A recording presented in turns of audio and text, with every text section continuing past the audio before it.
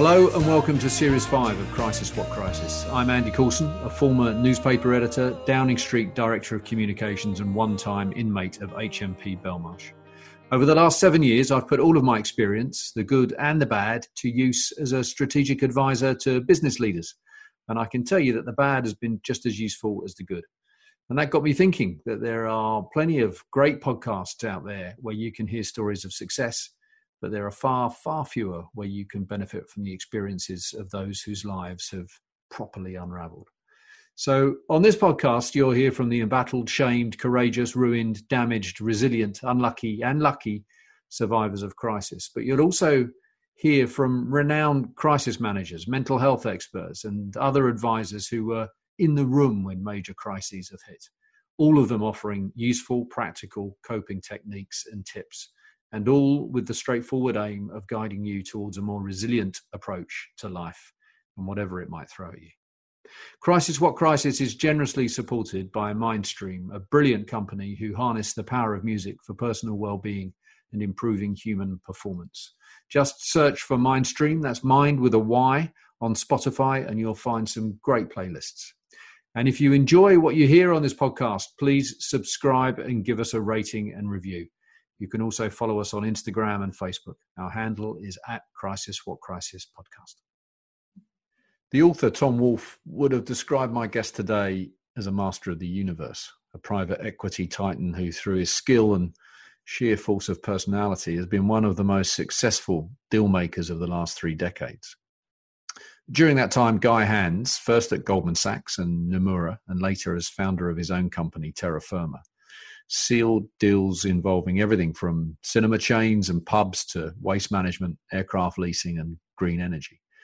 Not every deal has gone well, though. Some, in fact, have gone very badly wrong. Most famously, his acquisition of EMI was a multi-million-pound failure that, as you will hear, still stings.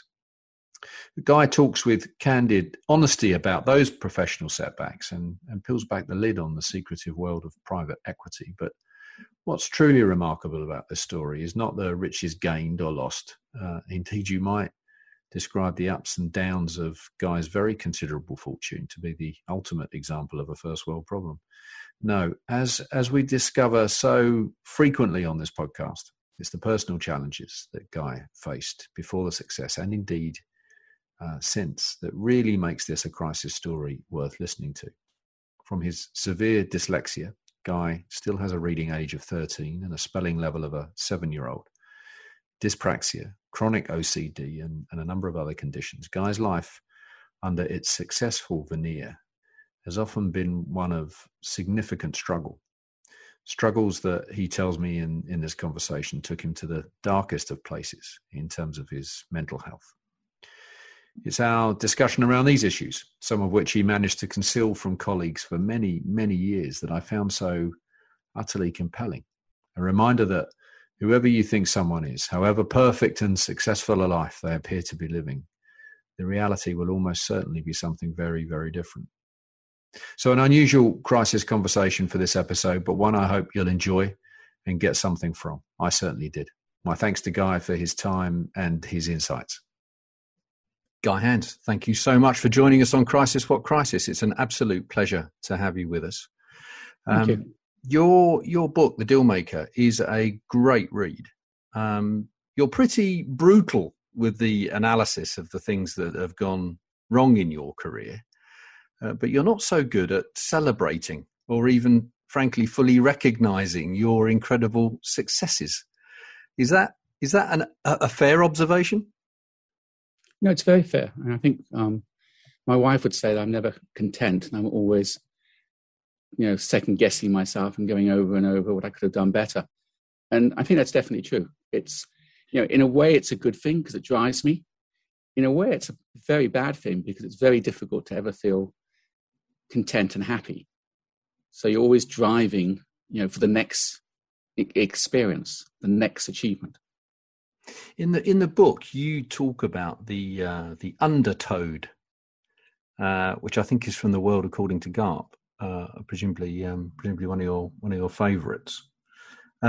Just explain to us what you mean by it. It's that, as I understand it, it's that kind of it's a bit of a theme, isn't it? It's a theme, probably the wrong word. It is a constant in your life, that fear of being out of your depth, I suppose. It's worse than being out of your depth. It's being dragged under. And it actually is the undertow, but people always think it's the undertow. And it really is effectively an undertone, a current which drags you down. But in the world according to Garp, it sort of became this mythical sort of animal. And I sort of just always feel there's something that's going to pull me back and destroy me. And I've always been scared of it. And, and it is something which drives me forward, trying to escape it, but it's always there. It's never sort of fully gone away.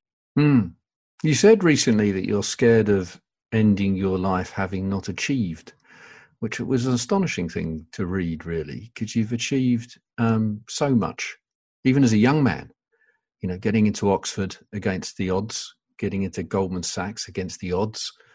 And yet this mission, it seems, to prove everyone wrong has been a constant theme in your early life, but through your life. Yeah, I mean, it hasn't gone away. I think, I am scared of ending up my life as a failure. I think, to have succeeded, I want to have made a difference. And I want to always have been able to speak the truth. And those are quite difficult things. Every time I'm not completely open, transparent, and honest, I feel I've been a coward. You feel you haven't had the guts to stand up for what you believe. And not standing up for what I believe is something which I've always been scared about. I think that probably goes back to my parents leaving South Africa. And I always knew they'd left, very largely because they disagreed with the political situation over there. And until I had children, I always thought, well, that was cowardly. We should have stayed. And then when I had children, I suddenly realized that actually you do just about anything for your children. And I can quite understand why they did it. But it hasn't stopped me feeling I just need sometimes to stand up. And I at the moment, I feel, what would be on my gravestone? Okay, he made a lot of money. I haven't made a difference in a way which I want to make a difference. The thing I'm proudest of, is what we did with my wife and we did with Mansfield College. And that was very much against detractors and very much against, you never succeed and it's going to be a disaster and why are you trying this? But it worked, and it was a very simple thing. It was just saying that an Oxford college should have the same mix of people that are in British society. It shouldn't be different. It didn't have to be 60% private school. And so Mansfield was in trouble and needed money, and so agreed to give them money on the basis that they were at least 75% state school. And they're now 96% state school. And they have a very large percentage, same as the UK average, of students who come from household incomes under 13,000, about just over 20%, and about just over 20% BAME. And they've achieved that social mix. It is the UK. So it stems. You started that sort of explanation with with your parents, and that clearly has provided, as you say, a drive.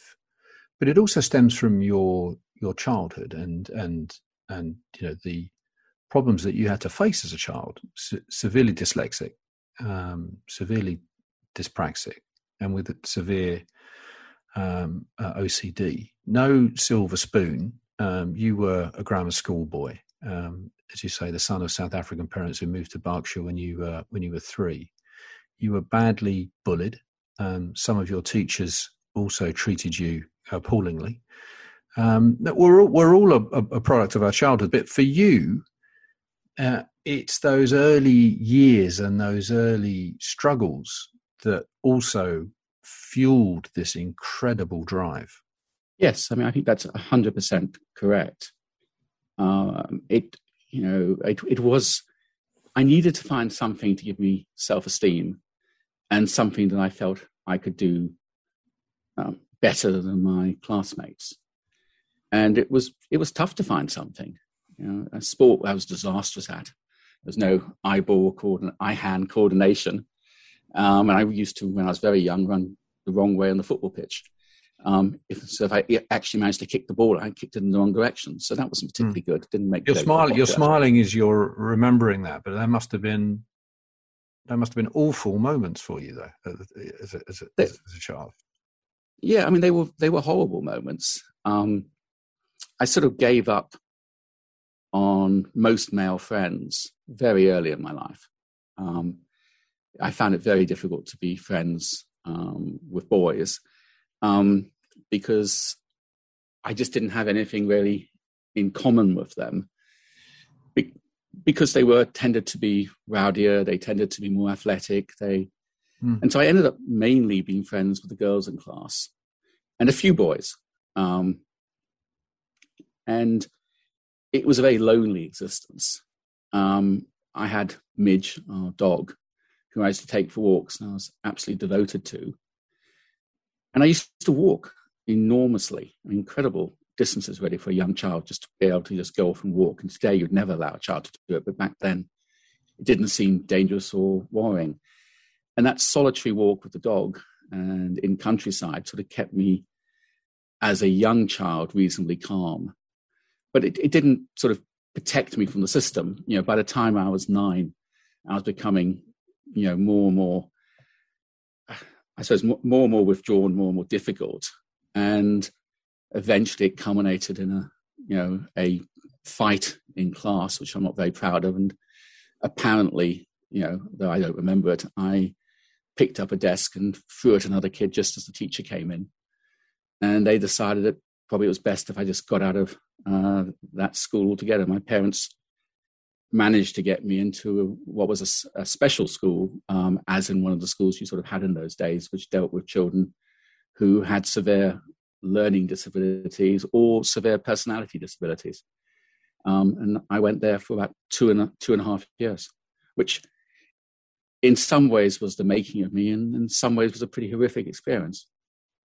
Yeah, I mean, when you say it was the making of you, is it because eventually the burdens that you were carrying began to be understood? I mean, generationally, then I suspect understanding was considerably lower than it is today around dyslexia and dyspraxia. But I mean, was it a particular teacher? Was there a particular moment where actually someone started to connect with you and understand the issues? Yeah, the headmaster did. The rest, I mean, Colonel Forber, who was theoretically my form teacher, just wanted to beat me. In the end, he never actually did, because he sent me to the headmaster first, and the headmaster said, "This is, I'll take you into my class, and you can leave Colonel Forber's class." So I found myself jumping 4 years, from the 9-10-year-old class to the common entrance class, 13, 14, because I couldn't do French and I couldn't do Latin and I couldn't do anything which needed rote learning. And so Gilly took me in his class. So I spent the whole time in his class. And he just let me do what I liked, effectively. And I sort of built up my confidence and realized there were things I could do. But you also, your power of persuasion, your resilience, your ability not to kind of fall in on yourself when things went wrong, leads you to Oxford.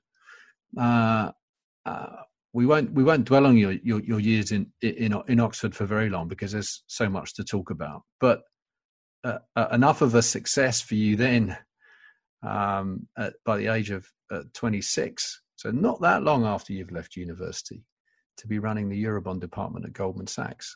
When you reach that point, Guy, you're sitting in Goldman Sachs, a deeply, deeply competitive environment. You're winning, really winning.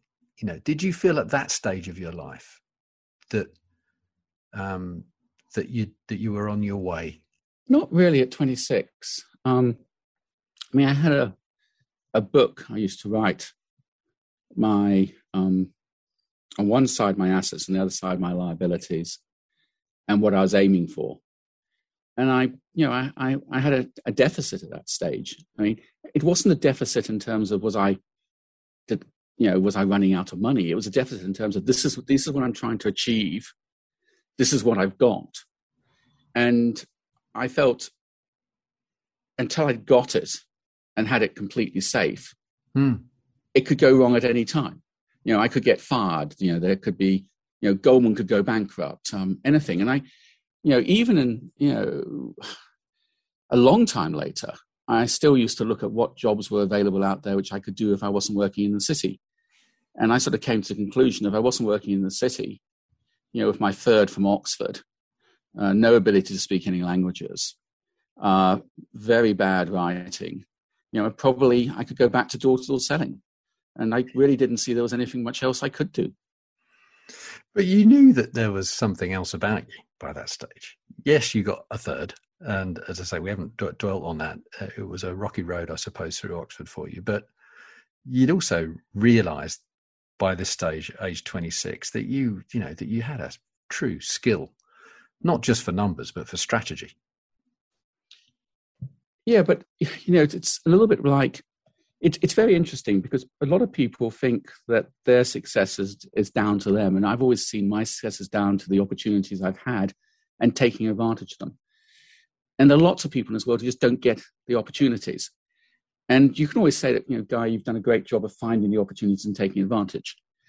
And it's interesting about that because a woman called Margaret Branch, who's a psychiatrist who looked after me a lot during my early childhood, she told me that, that there was in her view, and she called me a gifted child. She said, gifted people find a way through which other people don't.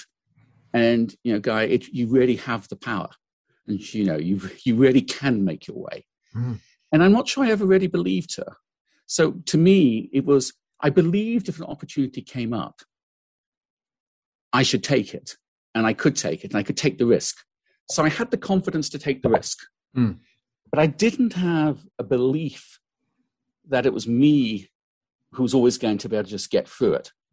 And so I would say, even today, because I know what it was like when COVID started, I still believe I could lose everything. And I still believe I can make the wrong decision. And so I don't, I've never reached a point where I've thought I can definitely succeed. I know I've got certain abilities, but does anybody want those abilities? And so to some extent, it's a question of, will I get the opportunity?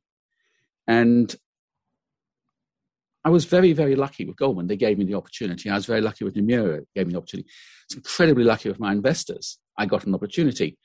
But all of that built to then going wrong in 2007. Mm. And so, and that was my fault, nobody else's. So I don't really have that feeling that, no, I've really got something special. I think, I've got a skill, but it's no different than any other skill. It's interesting that you see it in a sort of linear way, that you see all of those experiences as leading to sort of 2007, when the truth is that there are ups and there are downs, and that that's life. It kind of comes in those different kind of speed and can rush at you in one moment and can take a very long time at others. You see it very much as a kind of leading towards. It was interesting to me reading the book that EMI, which is a story which we'll get onto, that is a story that a lot of people know about. But you see that as part of the definition of you, don't you? You really do still see it as a sort of truly significant and defining moment in your life. Yes, and I do see stuff pretty much as a line, and I think that's not particularly healthy. But I spent so much of my childhood just hoping to get through school. My parents were brilliant because I think, without them, I would never have survived school. I just absolutely hated it. It was just there wasn't an inch of my body which didn't hate school. And so every day was getting up, going to this place, which I absolutely hated, coming home, and then knowing I was going to have to go to it the next day and the next day and the next day. And therefore, for me, I spent probably from the age of 6 to 18 just waiting for school to finish. Just going back to 26, you at 26 again, succeeding. How are you coping with the dyslexia? A reading age of 13, spelling level of a 7-year-old, I understand. I mean, what was your coping mechanism? Did you hide it, or were you very open about it? I'm interested from a practical point of view. How did you approach it? Oh, I hid it completely. I remember somebody I get on incredibly well with was incredibly kind to me once on the trading floor, saying, "Well, thank God we've got no one here who's dyslexic. You know, we couldn't cope with a dyslexic." And I was very, very careful. It's a little bit like when I drive a car. I'm a terribly slow driver. I had lots and lots of accidents when I was learning to drive, and for the first couple of years afterwards. And then I eventually made my mind up, actually, I'm not very good at this. So I drive very slowly and very carefully. And, I don't have accidents. Hopefully I don't cause accidents by going too slow. But I don't have them. And, I was just very, very careful to check what I was doing. And then, reading prospectuses, I'd read them very, very slowly and just take my time. So I would say I just worked a lot harder.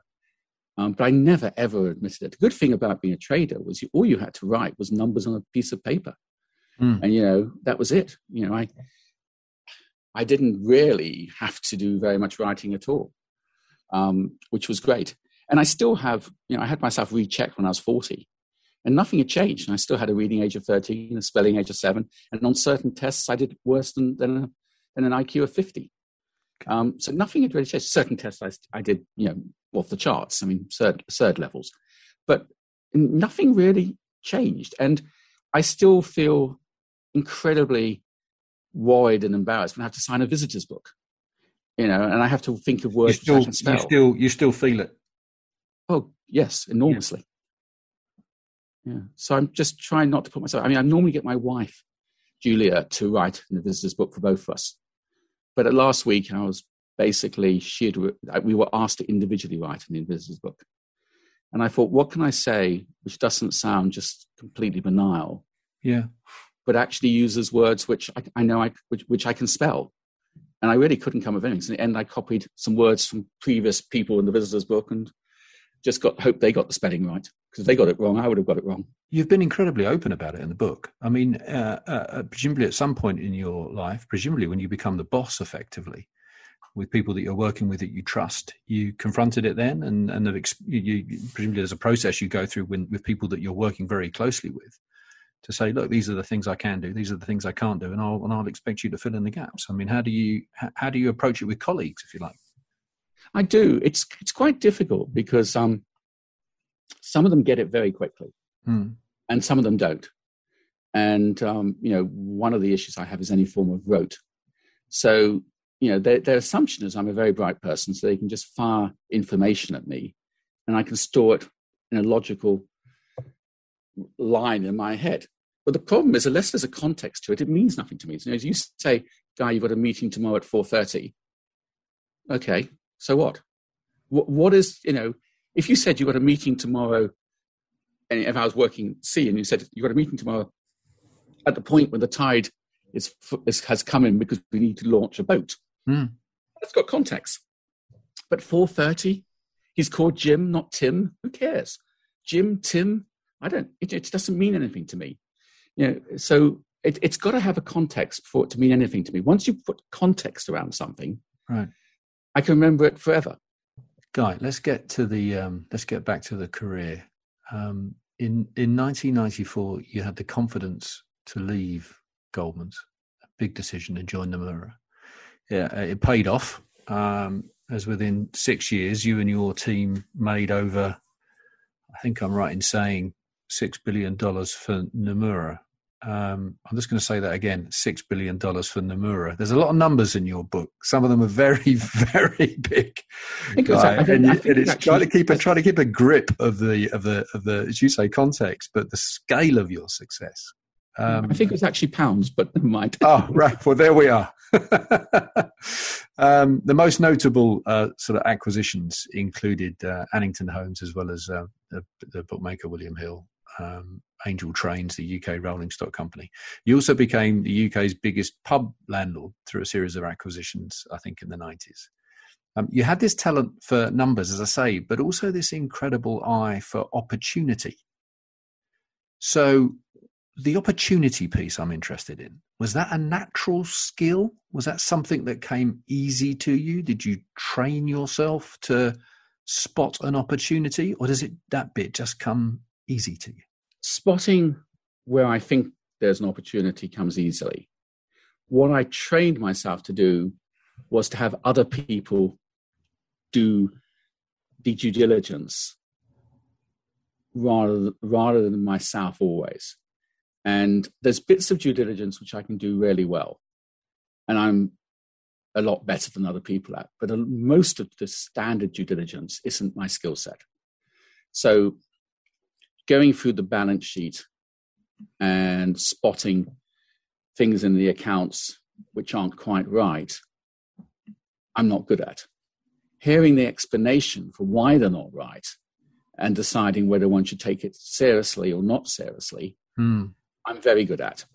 So what I became good at was not just spotting the opportunity, but being able to work out whether the opportunity was executable or not. And was there anything which we really had to run from completely and totally? And it's probably easiest to demonstrate with the first deal we ever did, which was the pub deal. First pub deal we did. We bought about 2,000 pubs. And our view was about 800 of these pubs would be suitable long-term as a really good pub chain, which would make solid money and we could securitize and make a lot of money out of. But there were 1,200, which we just thought which were just terrible. Nomura loved the thesis about what you could do with the 800, but were terrified about these 1,200. In the end, they actually ended up being profitable for us.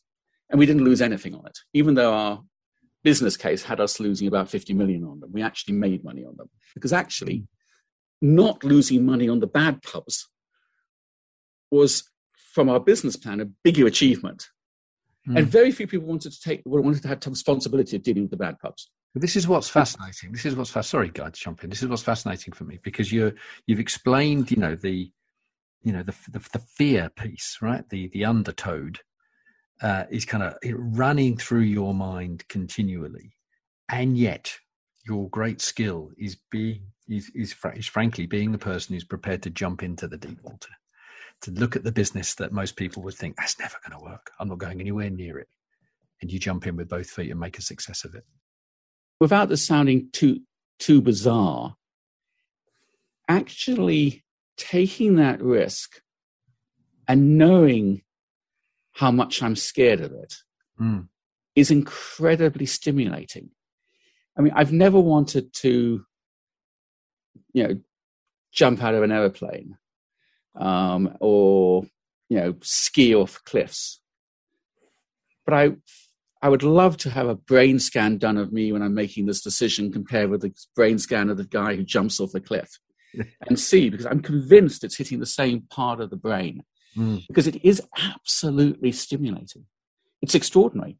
Yeah. I mean, it really is. And I've said a long time ago that actually a deal working out is sort of, better than sex. And, in some bizarre way, making that decision, how dangerous it's going to be, how painful it's going to be, how difficult it is sort of the start of sort of the experience. And it's that incredible feeling that I've now got something, I've got a tiger by the tail. I've really got something here which is dangerous, which could drag me under, but I'm not going to let it drag me under. And in the end, you're sort of washed up on the beach and the sun's out and you're completely exhausted, but you've succeeded. And those two, they're two sides of a coin. You can't have one without the other. Mm-hmm. You leave in 2002 and you create Terra Firma. I'm going to take just a moment to consider how far Terra Firma sort of travelled in such a short space of time. In just 5 years, from nothing, it became one of the top 10 alternative investment funds in the world. As I said earlier, there are a lot of big numbers in your story, Guy, in your book, but you write this about the company. Nobody doubted that we'd be able to raise a 10 billion fund by 2010. which would make the business worth at least 5 billion and produce cash in excess of 250 million a year. As the sole owner of the business, I was expected to become rich beyond not just the wildest dreams I had entertained in my Goldman Sachs days, but beyond anything I would have considered possible. Do you remember how you felt? We had a meeting where we decided whether we should invest the money we had. We just raised just over 5 billion. We capped it. We could have raised closer to 8. And in the meeting, I said we've got 3 alternatives in terms of what we do. We can go and try and do the best big deal we can find out there to start to invest our capital quickly. We can take it very, very easy and just regroup, take a bit of a rest, think about it, and then invest slowly. Or we can sit on our hands because we're not really sure where the market is, and the market seems very high. And myself and Bill Miles, who was the head of investor relations, suggested we sat on the hands, and everybody else felt we should invest. And I remember feeling, we've raised the money, that's what it's there to do. And at the same time thinking, I'm not sure this is the right time. I think that's the time when my fear of the Undertow gave way to a desire to be accepted. And for the first time in my life, I thought, hey, if I do this, everybody's going to think I'm doing the right thing. So I went with the right thing. And the fear of the Undertow just wasn't enough to hold me back. And of course, the market, it was completely the wrong thing to do in the market at that time. Do you hold to the idea that you're at your most vulnerable when you're at your most successful? Yes, 100%.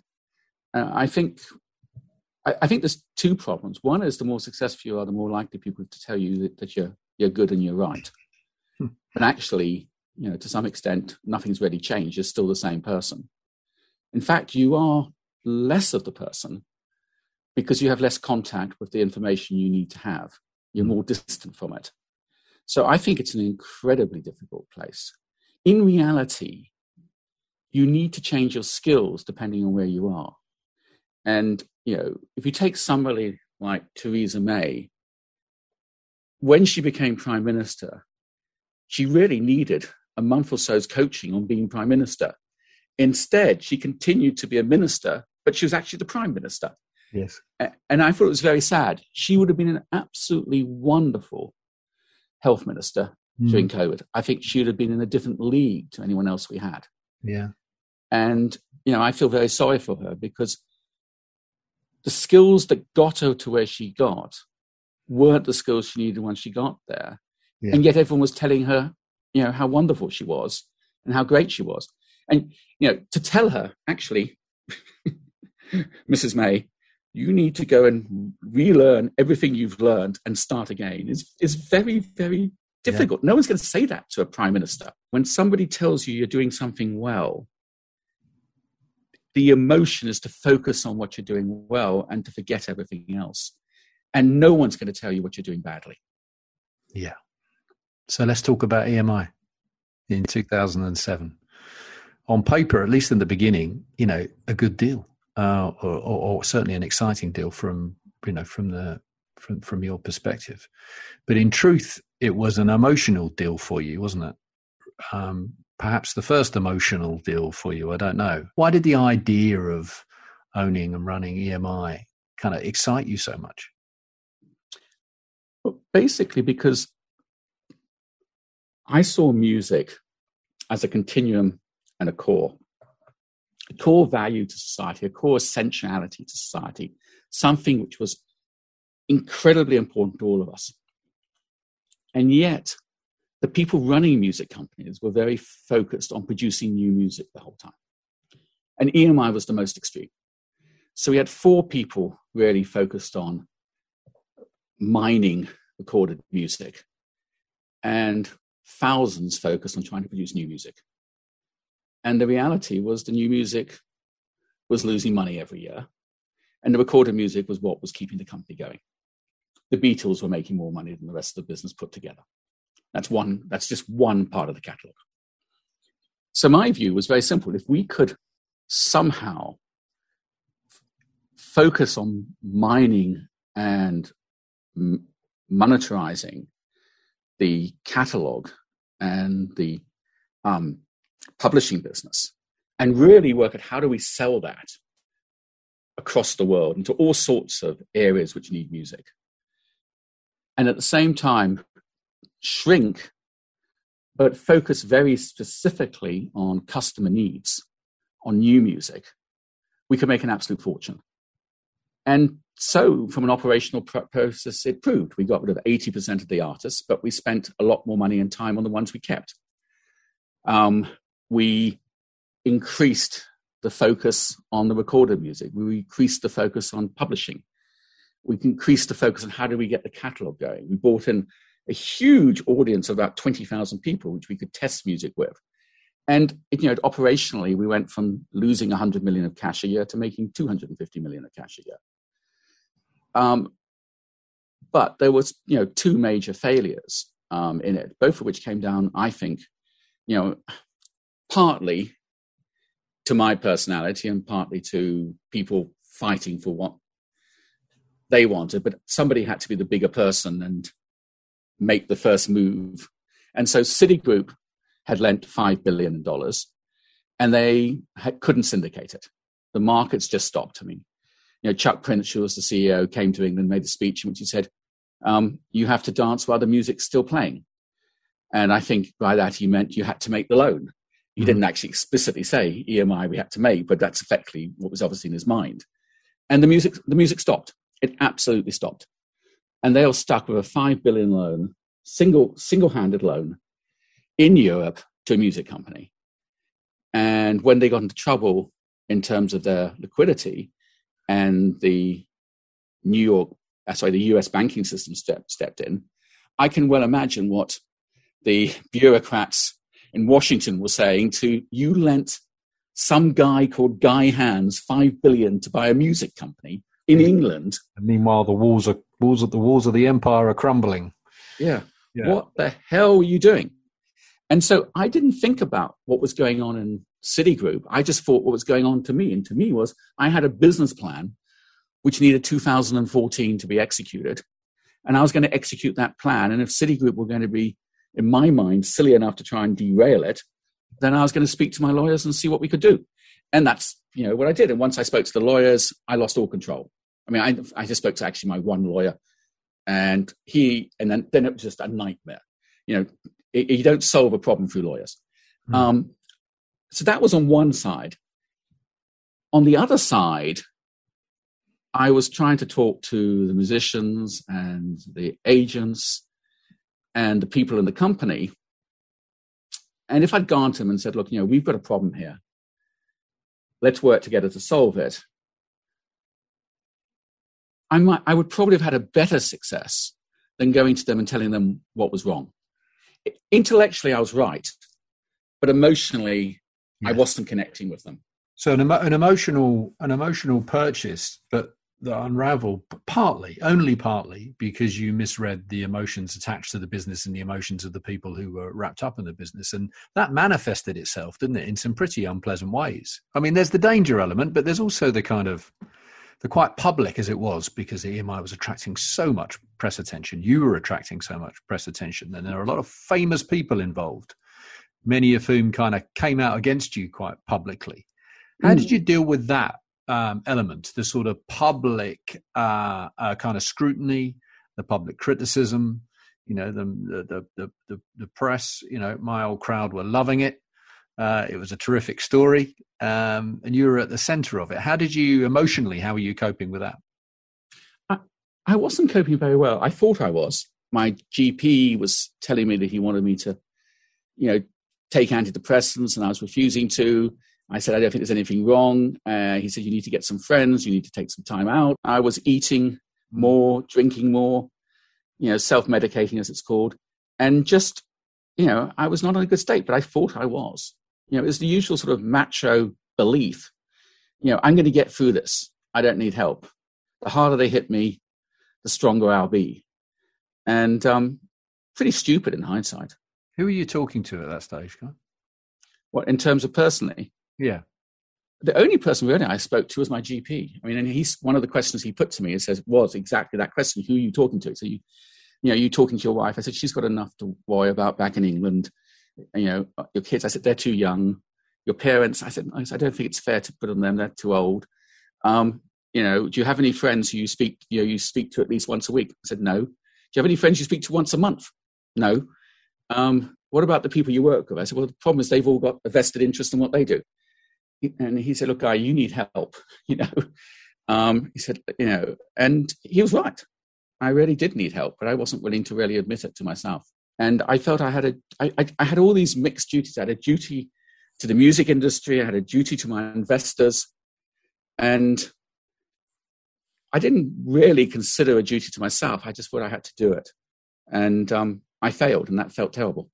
And it still feels terrible. I mean, but I can live with it now. And that's a huge improvement to where I was in 2011. I think COVID has had a much, much bigger effect on my emotions and where I am. And I said this earlier that, I now actually have managed to get myself to a point where I'm trying to do something which I think is achievable.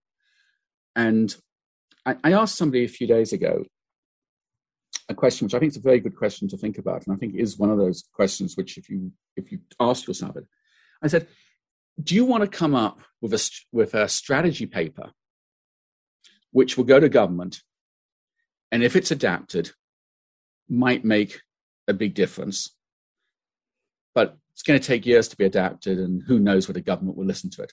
Or do you want to help 2,000 people in a year by doing something like one of the things we've got in Engage, which is the charity we're doing, which is on male mental health in sheds, and having that rolled out across the country? Which would you prefer? I said, at the end of the year, you're going to look in the mirror. Is it producing that policy paper, or is it helping 2,000 people? What is going to make you feel better? And of course, the answer to most people is pretty obvious, actually helping 2,000 people. So I think what COVID did was make me think about, actually, how do I make a difference to people? How do I start on a very human basis and maybe over time make it bigger once I've earned the right to do that? And that, I think, will give me the sort of satisfaction to move on. So rather than trying to keep banging my head against a wall, trying to do something to prove that the EMI story was just one of 40 deals, and actually, it doesn't actually matter. If I do another 40 great deals, no one's going to forget the EMI story. So it's there. Now let's try and do something which is different, which makes a difference for people, and try and help people in a way which will matter to them on an individual basis. And through that, frankly, the person who really benefits from that is me. And I think helping in communities, it helps the people who help much more than it helps the people who receive it. Yeah. Because then you've got a reason to actually exist, and you can feel some pride in yourself. Let's just finish up with the EMI story, because of course it didn't end with Citigroup kind of buying it for £20 as you describe. It was a start of a 7-year legal odyssey. Rather than just folding your cards and writing it off, you say, no, I think actually this was done badly, and I think I've got a case against Citigroup, and I am shortening the story considerably here. But after many twists and turns in courts, both in America and then eventually in London, you find yourself in the witness box giving evidence, something that an experience that we share. You give evidence, I think, over 3 days. And then at the end of those 3 days, you do decide actually to withdraw the case, to fold your cards. And you describe that experience in the witness box in very visceral terms in the book. If you don't mind, just if you can, just sort of summarize it for those that are listening here. The judge was quite kindly, and he kept asking me, "Are you okay?" And it was quite clear I wasn't okay. I'm diabetic. My sugars were off the scale. So my eyesight was going because I couldn't focus. It was just way over 18, and 18 is not a good level to be at. And I was taking extra medicine to try and control it, but stress hormones do increase my diabetes quite considerably. My wife's mother had just died, so I was in a very emotional state about that. And the person cross-questioning me had taken me right back to my childhood by asking me questions which he knew I wouldn't be able to remember the answers to because they didn't really mean anything. They were just facts, which never meant anything to me. They were nothing to do with the actual instance or the case. And, the judge said to him, "Why are you asking this?" And he then looked and he said, "I know why you're asking it. You're trying to, it doesn't matter." And the reason was he was just trying to affect my credibility as a witness by, if you can't remember that, then you clearly can't remember this. If you can't remember you had a Marmite sandwich 2 weeks ago, then why should we believe you can remember who came into the room at that time? So there are lots of questions of what happened in 2007 on things which weren't important and I was never going to be able to remember. And then as my eyesight and my mind sort of started to get really bad, I was reading so slowly because I was trying not to make a mistake. Eventually, the judge said, "Would it help if the other side's barrister read it out to me?" And at that point, I felt like I was 9 years old again, back in school, and I was completely gone at that point. And I should have just said to the judge, "Look, I'm sorry, I need to stop. I can't, can we have a break?" And he would have given it to me. Or my barrister, frankly, should have said, "Look, Mr. Hans isn't in any state to do it this week." But, it's the usual thing. There's an argument that at the start of the hearing, your lawyers should have set the context for the judge, surely. I agree with that. Should have explained, how, what you're able to do and what you're not able to do. There was a big debate about that on my side. And with some people saying, "Look, most the people who knew me saying, Guy can't go into the witness box. He's not going to be able to do anything today. Leave it." And Tim Price, who was our general counsel, who would have been next, said quite clearly, he said, "Why don't I go first?" Which would have been a sensible answer, I think. But I think our barrister had seen me in a good state. And I think his belief was, look, Guy's a brilliant person. He's going to be wonderful in the witness box. And of course, I wasn't. And I said that right at the beginning. One of the first questions to me was, "Mr. Hans, you're doing this just because you wanted to look good in front of your investors." And I answered very honestly. I said, "I don't think I'm going to look good." And the judge looked at me like he wanted to ask the question, "What do you mean by that?" And if he had, I would have actually answered him, because I feel so shit, I think I'm going to look absolutely terrible, and I don't think I can do it. Yes. But he didn't ask the question. And I pretty well soon proved just how bad I felt and how bad I was going to do. It was Howard was the barrister, and he did an unbelievably good job of totally tearing me apart. I should have been able to take it, but I couldn't, and I completely failed without any question. I don't feel in any way sorry for myself about it. What I do feel quite strongly emotionally was, if you look at death row in the States, something like 70% of people in death row in the States are dyslexic, and I think one of the things people should think about is our legal system is an adversarial system. And it really comes down to who is cleverest with words. And the main thing, of course, is you're often cross-questioned on bits of paper, your witness statement. And they take you to a page, they take it out of context and say, "What does this mean?" So I feel terribly sorry for people who are dyslexic who go for a criminal trial. The trial ends, and 7 year, as I say, come to a shuddering halt with a extremely large bill at the end of it, tens of millions of pounds. Again, a moment when most people, I think, would have thought, it's time probably to at least take a break, to pause, to kind of reflect. But you don't do that, despite the earlier warnings as well from your doctors. You press on, perhaps even push even harder on the accelerator in the coming months. We'll move forward now to May 2018 and the McDonald's conference in Vienna. You've just become a franchise holder, I think, franchise owner for a restaurant chain in the Nordics. A big deal for you. What happened on that day? It's our second big conference. We took over effectively 2016-17, and so it was an important conference. And I was going to go out to dinner with everybody in the normal way I would, and I just didn't feel good. So one of the people I was with said, look, I'll walk you back to your room. And which I thought was a bit strange, but I must have looked a little bit odd. So he walked me back to the room, and he said afterwards I was quite coherent on the way back.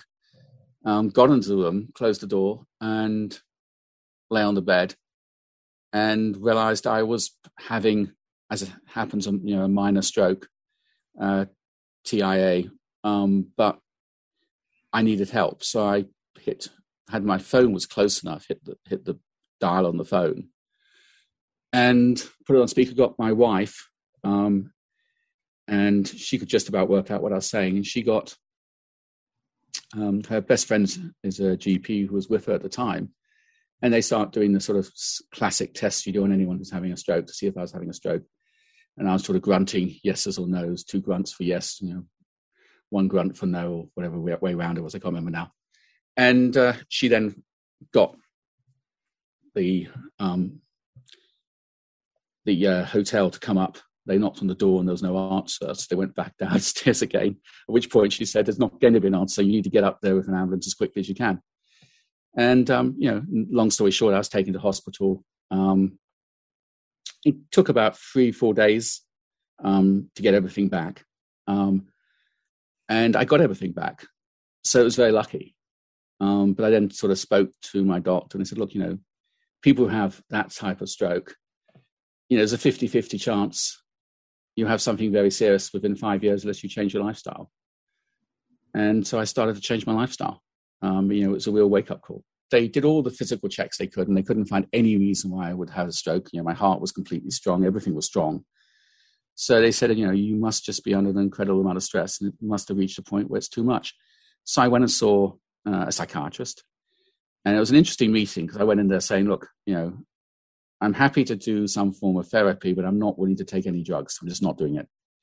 And we chatted for an hour, and it was sort of slightly strange because I was talking with an other me. I was trying to make it very intellectually and disconnected from me. And at the end, he said, look, what do you want to do? And I said, well, what do you think I should do? He said, I don't think you should do therapy. He said, doing therapy at this point in your life, where you are at this point, would be silly. But I do think it would make sense for you to take a mild antidepressant. So just take the edge off your anxiety and take your edge off what you're doing to yourself. So I'm on a very, very mild dose of antidepressant, mild dose of anti-anxiety. And the two together, I can still feel very upset. I can still have enough emotion. Mm-hmm. But there's just that little bit of edge taken off. And that little bit of edge taken off means I can take things without boiling them up inside. You say in the book that it allows you to feel safe again. Yes, it does, because I feel I'm not going to explode, and I'm not going to do anything stupid to myself or anything. It reduces that impulsiveness and that depression and that fear. And it's, I feel I can cope rather than feeling I can't cope. Yeah. So the stress prior to that, the stress had definitely tipped towards depression in your view. Yes, I don't, definitely. There's no question. There's no question. I would say from probably around 2012 onwards, I was pretty much going through depression, whether I admitted it to myself or didn't, maybe even earlier. Yeah. How dark would that get when you look back at that period now? Oh, very black, very dark, very, very dark. To the point where you would consider whether you wanted to continue? Definitely, yeah. A lot of times when I just sort of felt I wish I'd gone down on a plane in 2006. Yeah. Really, the only thing which sort of stopped me, going any further was always the thought of, the family. But it was very, very dark. So the antidepressants clearly have played a huge part, but also, and I found this fascinating, you also got yourself a mentor. What has stopped you from doing it previously, and what difference did it make? It made an enormous difference. What has stopped me previously, I think, was I just thought I was too clever, didn't need one. I mean, what were they going to, I sort of thought, what are they going to tell me, which I can't work? And of course, the reality is a mentor's not there to tell you anything. It's there to help you deal with situations which you find very difficult and to make better decisions. And, I've had two, and they've done exactly what I wanted them to do, and it's worked really, really well. And it helps enormously because I'm feeling really worried about something in a work situation. I'll phone up and say, look, can I have half an hour of your time? I really want to just talk this through. And quite often, they won't actually give me any advice, except for to say, okay, well, you've talked it through. I think you know the answer. And it's that talking it through with somebody who can understand what you're saying, has been through it themselves, isn't judgmental. And sometimes they will say, well, actually, Guy, I went through this and this is what happened with me. And you can, I'm not saying it's what you should do because your situation is different. Everyone's situation is different, but this is what I did. And you don't feel alone. And, you can share. And you can't do that with the people you work with for obvious reasons. And it's not fair to do it with family because you're putting pressure on them, which they can't necessarily relate to or help. And, it's just, you need somebody. And I never admitted I needed someone. This incredible life of yours, Guy, where's it left you in terms of your analysis of happiness? You've said previously, beyond a certain wealth, people get less happy, that you haven't met too many happy billionaires. I don't think money makes people happy quite definitely. I think a sense of purpose, community, family, those are things that make people happy. And part of the problem with being very successful with money is it takes you away from family, it takes you away from community. And if you're not careful, it takes you away from having a sense of purpose as well. Because sense of purpose to make money isn't particularly, when you reach that point where you can pay off all your debt and you've got a house you want, you've got everything you want, that does feel great. But beyond that, it's all just problems. It's all extra stuff to deal with. I do think friends, community, family, sense of purpose, I think those all matter enormously. And so I think my view would be, look, be successful. We need people to be successful in the world. Aim for something. We need people who have aims. But don't punish yourself by giving up on all the rest. Find a way of incorporating the rest into it. Whatever it is, just keep human. Just keep some of that in. Stop trying to be masters of the universe. Just be human. That's what people love you for, not the fact that you're a master of the universe. And if they love you for being a master of the universe, then probably they're not people you want to be loved by. Great, Guy. Thanks so much. Thanks for being so generous with your time and with your story today. Really appreciate it. We're going to end, as we always do, by asking you for your crisis cures. These are 3 things that you lean on in the difficult moments. The only rule is it can't be another person. So what would the first be, please? The first would be gardens. Just being out in the garden, being able to smell the garden, being able to look at the garden. Mm-hmm. And if it's raining a little bit, softly, that's even better. Very good. And second? I find yoga very, very useful. Partly just a stretch, which I really enjoy. Partly a little bit of physical exercise, but not too much. Mm-hmm. And partly just to clear my mind and think. It's just... How long have you been practicing your yoga? I would say about 10 years. Right. And the third? Listening to music, and probably the song which I find normally, if I'm really feeling down and I want to really get up, is actually Mamas and Papas, dedicated to the one I love. And it's got that wonderful line in it about the darkest time is just before dawn. And I always, I can play that line over and over and over again to me. And it's also lovely in the music because the way it sort of goes to a different, a completely different tonal position. Yeah. And that switch, it's just lovely listening to as well. Wonderful. That's great. Guy, thanks again so much for joining us today. Thank you. Really appreciate you, as I say, being so frank. And I think from the point of view of people listening to this, really giving us such a useful analysis of your life. So thank you very much. Thank you. Cheers.